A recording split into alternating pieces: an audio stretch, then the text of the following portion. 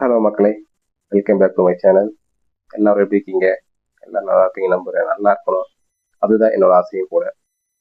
கொடூரமா 6 கொலைகளை பண்ண ஒரு கொலைகாரன் இன்னைக்கு இறந்த நிலையில ஒரு டெட் பாடியா போலீஸ் கிட்ட கிடைச்சிருக்கான். இந்த கொலைகாரன் யாரு, அவன் எப்படி செத்தான், எல்லாம் தெளிவா பார்ப்போம். வாங்க வீடியோக்குள்ள போலாம்.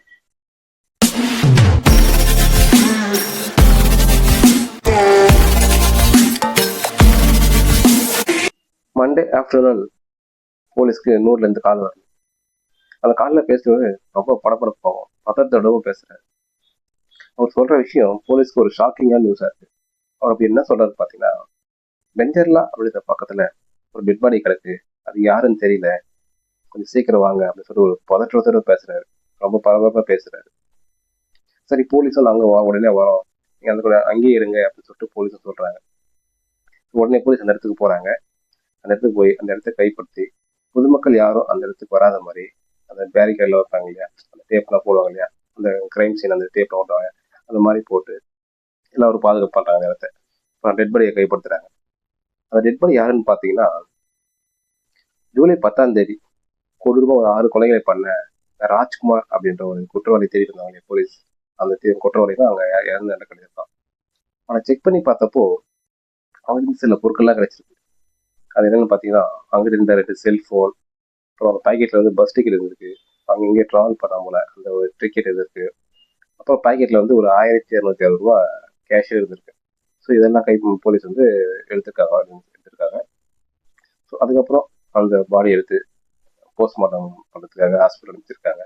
அந்த ரிசல்ட் இன்னும் வரல, ரிசல்ட்ஸ்க்காக வெயிட் பண்ணிருக்காங்க. அவங்க எப்படி இறந்தாலும் சொல்லிட்டு ரிசல்ட்காக வெயிட் பண்ணிருக்காங்க. ஸோ இந்த வீடியோவை புதுசாக பார்க்குறவங்களுக்கு இந்த ராஜ்குமார் அப்படின்றவங்க யாருன்னு சொல்கிறேன் வாங்க. ஜூலை 10, அதாவது ஒரு 5 நாளைக்கு முன்னாடி இரவு 10 மணிலேருந்து காலையில் வரைக்கும் ஒரு 6 கொலைகளை கொடூரமாக பண்ணியிருக்கான்.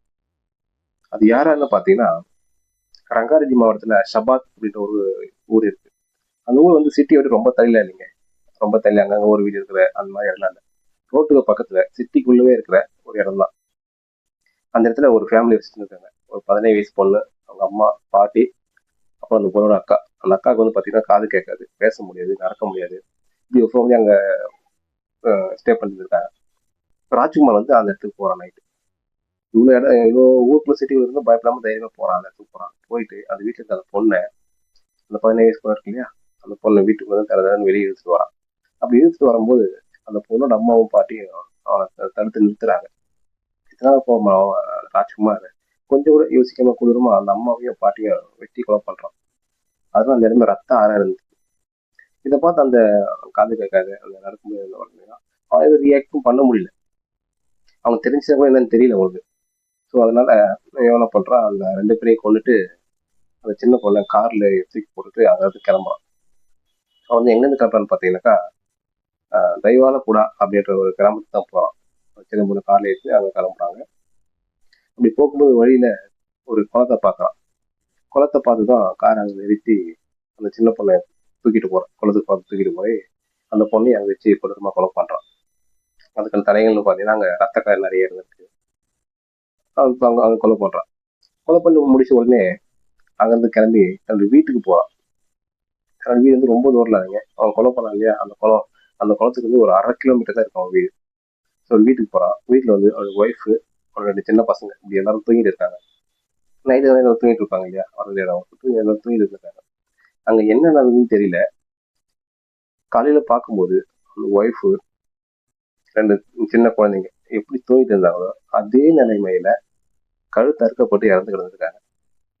ரொம்ப கொடூரமா இறந்து கிடந்திருக்காங்க. அந்த இடத்துல வந்து இந்த குழந்தைங்களோட செப்பல், இந்த பொம்மைங்க, கார்ல இதெல்லாம் வந்து செதறி கிடந்திருக்கு. இதெல்லாம் பார்க்கும்போது போலீஸ்க்கு அங்கே நைட்டு நடந்திருக்கு அப்படின்னு சொல்லிட்டு ஒரு விபத்துக்கு வராங்க. இப்போ போலீஸ் அந்த மீடியாவும் அந்த போஸ்ட்மார்டம் பண்ண அந்த ஃபாரன்சிக் கோர்ட்ல இருக்காங்க. அவங்க சொல்றாங்க, இந்த மாதிரி நாங்க இது வரைக்கும் எத்தனையோ கேஸ் பார்த்துருக்கோம், எத்தனையோ மோட்டர் கேஸ் பார்த்துருக்கோம், நான் இந்த மாதிரி ஒரு மோட்டர் கேஸ் பார்க்கல, அவ்வளவு பயங்கரமா இருந்தது அப்படின்னு சொல்றாங்க. ஸோ இப்படிப்பட்ட கொலைகளை பண்ணதான் இந்த ராஜ்குமார். இதுக்கப்புறம் போலீஸ் அவரை வளைச்சு தேடிட்டு இருந்தாங்க. இந்த நிலைமை தான் ராஜ்குமார் ஒரு டெட் பாடியா போலீஸ்க்கு கிடைச்சிருக்கான். அது என்ன நடந்ததுன்னு சொல்லிட்டு போய் பார்க்கலாம் வாங்க. சரி, ராஜ்குமார் ஏன் அந்த ஃபேமிலியை கொலை பண்ணணும் அப்படின்னா, கொஞ்ச நாளைக்கு முன்னாடி அந்த ராஜ்குமார் ஃபேமிலியும் அந்த இறந்த பட்சங்களா அந்த ஃபேமிலி வந்து பக்கத்து வீட்டுல இருக்காங்க. அப்படி இருக்கும்போது அந்த சின்ன பொண்ணு ராஜ்குமார் வீட்டுக்கு அடிக்கடி வரும்.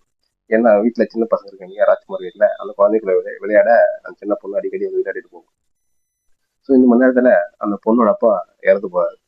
அப்படிதான் இறந்து போறாரு. ஸோ அவர் இறந்ததுக்கு அப்புறம் இந்த ராஜ்குமார் வந்து அந்த பொண்ணு ரொம்ப டார்ச்சர் பண்ணியிருக்கான். அவன் செக்ஷுவலா ஏதோ டார்ச்சர் பண்ணியிருக்கான் போல. இந்த விஷயம் அந்த பொண்ணு வீட்டுக்கு தெரிஞ்சு வர அந்த பொண்ணை காலேஜுக்கு அனுப்பாம வீட்லேருந்தே படிக்க வைக்கிறாங்க. சரி வெளியே அனுப்பாம வீட்டிலே வச்சுக்கிறாங்க. என்னதான் வீட்டிலேயே படிச்சோம், எக்ஸாம் எழுத வெளியே போய் தான் ஆகணும். ஸோ அந்த மாதிரி எக்ஸாம் எழுத காலேஜ் போயிருக்காங்க. எக்ஸாம் எழுதிட்டு வெளியே வரும்போது இதற்காக அந்த பொண்ணுக்காக வெயிட் பண்ண ராஜ்குமார் வந்து அந்த பொண்ணுகிட்ட போயிட்டு சண்டை போடுறான், கையை பிடிச்சி எழுதுறான். இந்த விஷயம்லாம் வந்து அந்த ஃபேமிலி தெரிய வர அவங்க போலீஸ் ஸ்டேஷனுக்கு ஒரு கம்ப்ளைண்ட் கொடுக்குறாங்க. போலீஸ் ஸ்டேஷன்ல வந்து கம்ப்ளைண்ட் எழுதிருக்காங்கன்னா 17 வயசு பொண்ணு இல்லையா, அதனால போக்சோ கேஸ் தான் வைப்பாங்க. ஸோ அதனால அவங்க ஒரு போக்சோ கேஸ் ஃபைல் பண்றாங்க. ஃபைல் பண்ணி அவங்க தேடிட்டு வராங்க. ஆனா வந்து ராஜ்குமார் வந்து தலைமறைவா இருக்கான், போலீஸ் சிஸ்டம் மாட்டல. ஸோ இந்த மாதிரி நிலைமையில வந்து அப்பப்போ போயிட்டு இந்த சின்ன பொண்ணோட வீட்டுல இருந்து போலீஸ் ஸ்டேஷன்ல கேட்பாங்க, அவன் கிடைச்சிட்டாங்க அரெஸ்ட் பண்ணிட்டீங்களா அப்படின்னு சொல்லிட்டு அவர் இடி கேட்பாங்க. அப்போ வந்து போலீஸ் வந்து இன்னும் அவன் கிடைக்கல, சரிதான் இருப்பான் அப்படின்னு சொல்லிட்டு ஏதோ ஒரு காரணம் சொல்லிட்டு வந்திருப்பாங்க. இந்த கேப்ல அவன் என்ன பண்ணிருக்கான் எப்படின்னு தெரியல, அந்த கேஸுக்கு வந்து ஒரு முன்ஜாமீன் வாங்கிட்டு இருந்திருக்கான். இந்த ஷார்ப்பாக இருக்காம ஒரு முன்ஜாமீன் வாங்கிச்சிருக்கான். ஸோ அதனால போலீஸ் அரெஸ்ட் பண்ண முடியல. ஸோ அதனால அன்னைக்கே அவன் தப்பிச்சுட்டு இருந்தான். ஸோ இந்த ஒரு கோபத்தில் தான் மேல இது ஒரு கம்ப்ளைண்ட் கொடுத்துட்டாங்களே அப்படின்னு சொல்லிட்டு அந்த கோபத்தில் தான் அந்த ஃபேமிலி இப்படி கொடூரமா கொலை பண்ணியிருக்கான். இந்த 6 கொலைகளை பண்ண விஷயம் எப்படி போலீஸ் தெரியும்னா, இந்த எல்லா கொலைகளும் பண்ணிட்டு வீட்டில் இருக்க தனி மனைவி குழந்தைகள் எல்லாம் கொலை பண்ணிட்டு அவனோட அப்பாவுக்கு கால் பண்ணியிருக்கான். எனக்கு ராஜ்குமார் வந்து அவனோட அப்பாவுக்கு கால் பண்ணி இது மாதிரி நான் கொலை பண்ணிட்டேன், எல்லாரையும் கொலை பண்ணிட்டேன் அப்படின்னு சொல்லிட்டு ராஜ்குமார் அப்பா கிட்ட சொல்றாங்க.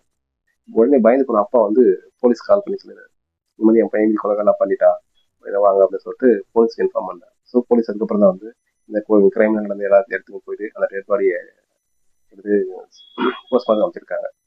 ஸோ இப்படிதான் விஷயம் போலீஸ் தெரிய வந்திருக்கு. ஸோ இதுக்கப்புறம் தான் போலீஸ் வந்து எல்லா இடத்துக்கும் போறாங்க.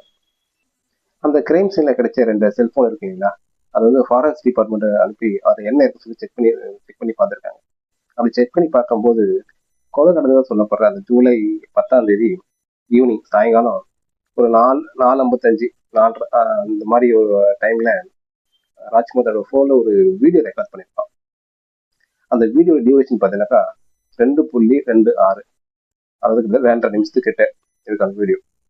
அதில் ராஜ்குமார் என்ன சொல்லியிருக்கான்னு பார்த்தீங்கன்னாக்கா, எனக்கு ரொம்ப கஷ்டமா இருக்கு, எனக்கு மன உளைச்சலா இருக்கு, ரொம்ப வேதனையா இருக்கு, நான் இறந்து போலான்னு இருக்கேன், அப்படி ஒரு மைண்ட் ப்ரெஷரா இருக்கு எனக்கு அப்படின்னும், என்னுடைய எங்கிட்ட இருந்த நிலத்தெல்லாம் வித்து அதை வந்து காசை வச்சு அந்த பாதி காசு அந்த ஃபேமிலி கொடுத்தேன், அந்த காசை அவன் என்ன பண்ணான்னு எனக்கு தெரியல, அப்புறம் அதுக்கப்புறம் எல்லா பணையும் என்கிட்ட வாங்கிட்டாங்க, அப்படி பணம் வாங்கிட்டும் அவங்க நிம்மதியே இல்லை, என்னை ரூமில் போட்டு அடைச்சி வச்சாங்க, கொடுமைப்படுத்தினாங்க அப்படின்னு சொல்லிட்டு அந்த வீடியோவில் சொல்லியிருக்கான். இன்னும் கூடுதலாக சொல்லியிருக்கேன்னு பார்த்தீங்கன்னா, இந்த நிலத்தெல்லாம் ஃபுல்லா வித்ததுனால என் குழந்தைங்க நிலம் இல்லாம போயிட்டாங்க. நிலம் இல்லை மீன்ஸ் அதாவது எங்க குழந்தைக்கு நான் எதுவுமே வைக்கல, நான் எல்லாத்தையும் ஃபேமிலிக்கு செலவு பண்ணிட்டேன், அவங்க நான் ஊர் ஃபுல்லா கடை வாங்கி வச்சிருக்கேன், கிட்டத்தட்ட கோடிக்கணக்கில் கடை வாங்கிட்டேன், எல்லாரும் என்ன டார்ச்சர் பண்றாங்க, அந்த ஒரு ஃபேமிலிக்காக நான் இவ்வளவு கஷ்டப்பட்டிருக்கேன்.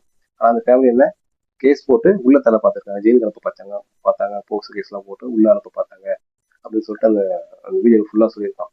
ஸோ இவ்வளோ என்ன கொடுமை பண்ண இவங்கள அந்த பொண்ணையும் அந்த அம்மாவையும் அப்படின்னு சொல்லிட்டு அந்த வீடியோ அது வரைக்கும் தான் கேட்குது. அது கேட்டுருக்காங்க கடைசி வார்த்தை தான், இந்த அம்மாவையும் அந்த பொண்ணையும் அப்படின்னு சொல்லிட்டு அவன் கடைசி வார்த்தை கேட்டிருக்கு. ஸோ இப்படி ஒரு 2.5 நிமிஷத்துக்கு அவங்க பேசிட்டு இருக்கான். ராஜ்குமாருக்கு கிட்டத்தட்ட 2 கோடி கடன் இருக்குங்க. 1 லட்சம் 2 லட்சம் இல்லைங்க, 2 கோடி கடன் இருந்திருக்கு. இந்த கடனா எதனால வந்து பாத்தீங்கன்னா, ராஜ்குமார் வந்து நிறைய இந்த பெட்டிங் கேம் விளையாடும் போல இருக்கு. ஸோ அந்த மாதிரி பெட்டிங் கேம் விளையாடும்போது நிறைய கடன் வாங்கியிருப்பான் போல இருக்கு. இந்த ஃபேமிலிக்காகவும் இந்த கேமுக்காகவும் நிறைய கடன் வாங்கி இப்படி வாங்கி வாங்கி வாங்கி கிட்டத்தட்ட 2 கோடி இருக்கும். இதனால தான் அந்த ஆள் ரொம்ப ப்ரெஷர் ஆயிருக்கான் போல. அவன் கிட்டத்தட்ட ஒரு 16 சிம்களை யூஸ் பண்ணியிருக்கான் இந்த கேம். அதனால ஒவ்வொரு கேமுக்கும் ஒவ்வொரு நம்பர் கொடுத்துருக்கோம் போல. ஸோ இந்த மாதிரி கேம் 16 சிம் யூஸ் பண்ணிதான் இப்போ ஃபாரஸ்ட் டிபார்ட்மெண்ட் சொல்றாங்க, போலீஸ் சொல்றாங்க. அதை செக் பண்ணி பார்த்துட்டு போலீஸ் தெரிய வந்திருக்கு.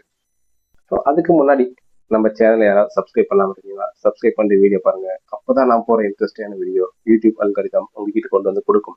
அப்படி கொடுக்கும் போது அது இன்ட்ரெஸ்டிங்காக வீடியோ பார்க்க முடியும், உங்களுக்கு தெரிஞ்சுக்க முடியும். ஸோ அதனால நம்ம சேனலை மறக்காம சப்ஸ்கிரைப் பண்ணிட்டு வீடியோ பாருங்க. வாங்க இன்னொரு கூடுதலான ஒரு விஷயம் சொல்றேன். ஜூலை 10ஆம் தேதி நைட்டு ராஜ்குமார் கொலை பண்ண சொல்லுங்க. இந்த கொலைகள்லாம் வந்து நைட்டு 11 மணிலிருந்து 12 மணிக்குள்ள பண்ணியிருக்கான். அதாவது கிட்டத்தட்ட 1 மணி நேரத்துக்குள்ள இத்தனை கொலைகளை பண்ணியிருக்கான். ஸோ இந்த கொலைகள்லாம் பண்றதுக்கு அவங்க யாராவது ஹெல்ப் பண்ணாங்களா இல்லை அவன் தனியா பண்ணானா அப்படின்னு சொல்லிட்டு அந்த போலீஸ் இன்வெஸ்டிகேட் பண்ணிட்டு இருக்காங்க. ஸோ இதுக்கப்புறம் தான் அதெல்லாம் என்னன்னு தெரிய வரும். ஸோ இந்த நிலைமை தான் இறந்து வர கிடைச்சிருக்கான். ஸோ இதுக்கப்புறம் தான் இன்னும் போலீஸ் கொஞ்சம் காம்ப்ளீட்டாக இருக்க போகுது. ஸோ இந்த மாதிரி போலீஸ் திட்டு வந்த அந்த குற்றவாளி இறந்து கிடைச்சிருக்குது பத்தி நீங்க என்ன நினைக்கிறீங்க? கமெண்ட்ல சொல்லுங்க. நம்ம வேற ஒரு வீடியோல இந்த மாதிரி இன்ட்ரெஸ்டிங்கா பார்க்கலாம்.